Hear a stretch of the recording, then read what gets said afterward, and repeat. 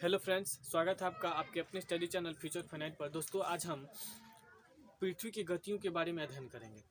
सबसे पहले हम जानते हैं पृथ्वी की कितनी गति होती है।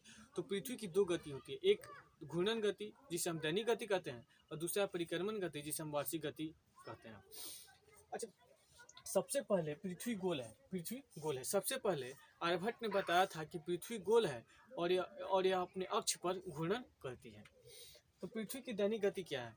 तो पृथ्वी की दैनिक गति, पृथ्वी जब अपने अक्ष पर चक्कर लगाने में जितना समय लगता है उसे हम घूर्णन गति कहते हैं। यह एक दिन यानी 24 घंटा का समय लगता है। अक्ष क्या है? अक्ष तो यह है कि काल्पनिक रेखा है। दूसरा है पृथ्वी के परिक्रमण गति जिसे हम वार्षिक गति कहते हैं।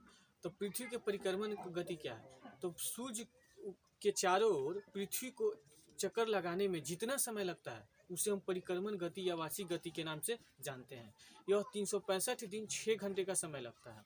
तो एक वर्ष में 365 दिन होते हैं और 6 घंटे, पहले साल 6 घंटे, दूसरे साल 6 घंटे, तीसरे साल 6 घंटे, 6 6 12 6 18, तीसरे साल चौथे साल 6 घंटे, 24 घंटे। यानी कि प्रत्येक 4 वर्ष पर एक अतिरिक्त दिन हो जाता है जिसे हम फरवरी माह में ऐड कर देते हैं, जोड़ देते हैं। इसलिए फरवरी 28 के बदले 29 दिन का हो जाता है और जिस वर्ष में फरवरी 29 दिन का होता है उसे हम लीप वर्ष के नाम से जानते हैं। तो पृथ्वी के परिक्रमण गति के कारण ही ऋतु परिवर्तन होता है। शीत ऋतु, वसंत ऋतु, शरद ऋतु यानी कि पृथ्वी के परिक्रमण गति के कारण ही होते हैं। आइए हम जानते हैं दैनिक गति। आखिर दैनिक गति से क्या होता है? तो पृथ्वी के दैनिक गति के कारण ही दिन और रात होते हैं। अब एक प्रश्न यह होता है कि अगर पृथ्वी अपने अक्ष पर घूर्णन नहीं करती तो क्या होता? तो पृथ्वी घूर्णन नहीं करती तो पृथ्वी के एक भाग की ओर हमेशा सूर्य का प्रकाश पड़ता, तो वह हमेशा दिन और रात अधिक गर्मी पड़ती, जबकि दूसरी भाग सूर्य के प्रकाश से दूर रहता तो वहाँ पर ठंडक अधिक होता।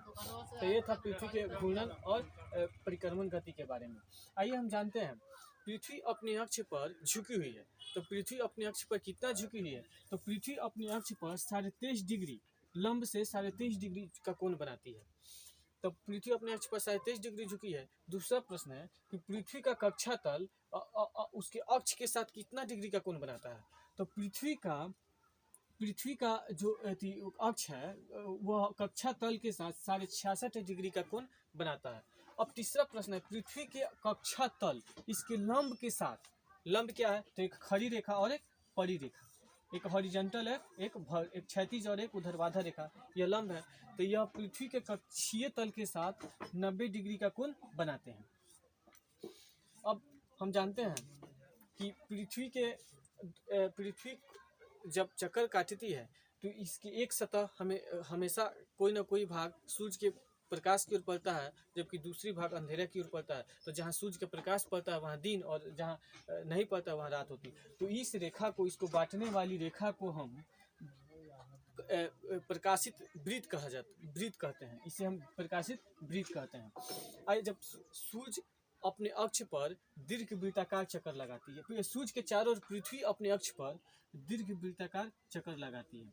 तो कभी एक वर्ष में जब सूर्य अपने अक्ष पर दीर्घ वृत्ताकार रूप में चक्कर काटती है तो जिस समय सूर्य के नज़दीक पृथ्वी आता है तो वह समय वहाँ पे गर्मी अधिक पड़ते हैं और गर्मी अधिक पड़ते हैं।